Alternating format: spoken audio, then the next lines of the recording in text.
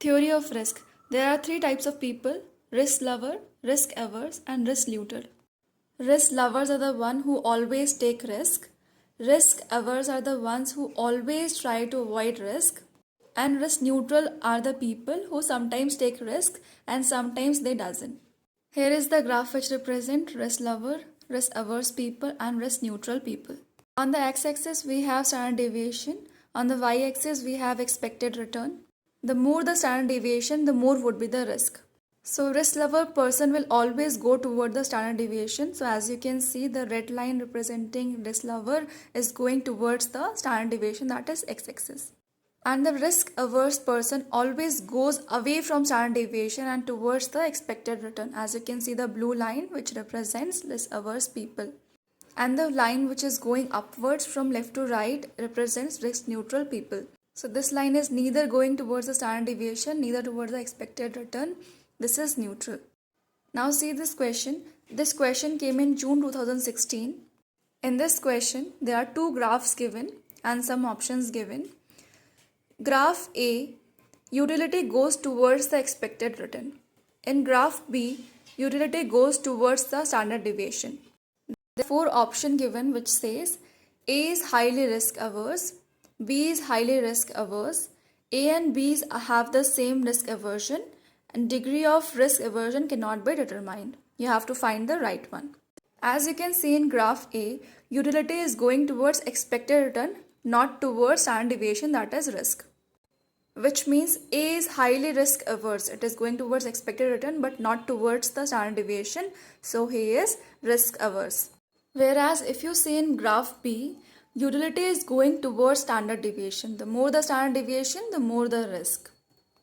Which means B is risk lover. So in the options, A option is correct, which says A is highly risk averse. In the second option, it says B is highly risk averse. That's not possible. B is highly risk lover. So A is the right answer. Now have a look on this question. We are given three business. Probability is given 0.4, 0.3, 0.3. Return is given 100, 30, minus 30. So if we on business 1, the probability is 0.4 return of 100 rupees. If we invest on business 2, the probability is 0.3 to get a return of 30 rupees. And if we invest in business 3, the probability is 0.3 to get a return of minus 30. And we must invest in a firm which has highest expected value. So first question is, what is the expected value, that is mean, of uncertain investment? The formula for expected value is summation of x and px. So first of all, we'll make another column and we'll multiply x and px. So here we get 40, 9 minus 9. So summation would be 40. Expected value comes to be 40. Now see the above table. It shows firm A. There is another firm B. Here is another firm B. So if you invest in business 1, you have probability of 0.4 to get a return of 100 rupees. If you invest in business B, you have 0.3 probability to get a return of 500 rupees. If you invest in business 3, you have 0 probability to get a return of minus 500. Now have a look on the question. In which firm, A or B, the investment shall be done? The answer is simple. We should invest in the firm which has more expected value. We have already found the expected value of firm A. Now we'll find the expected value of firm B. Expected value of firm B comes out to be 40 again. For firm A also expected value was 40. For firm B also expected value is 40. So in such case, we are supposed to find variance. And to find variance, we are supposed to do the deviation. The formula for deviation is x minus x mean. So here we'll be finding the deviation of A firm, x minus x mean. We'll be subtracting 40 from x. That would be 100 minus 40 is 60, and so on. You will get minus 10 minus 70. Now we are supposed to do the square of deviation. It turns out to be 3600, 100 and 4900. Now we'll multiply px, that is probability, with d square. The values comes as 1440, 30, 1470. Summation would be 2940, that is the variance. So now you know the formula of variance. Summation of px multiplied by d square is variance. Now we'll find the variance of firm B as well. Firstly, we'll find deviation, x minus mean. It turns out to be 60, 460 minus 460. Then we'll do d square, 3600, 2,11,600, 2,11,600. Now to find variance, we'll multiply px by d square. It turns out 1,440, 63,480, 63,480. The summation is 1,28,400.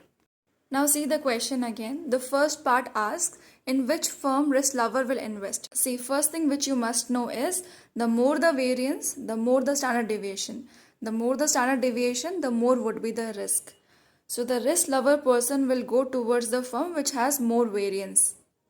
Since the variance of firm B is more, that is 1,28,400, so the risk lover person will invest in firm B, since there is more risk in firm B.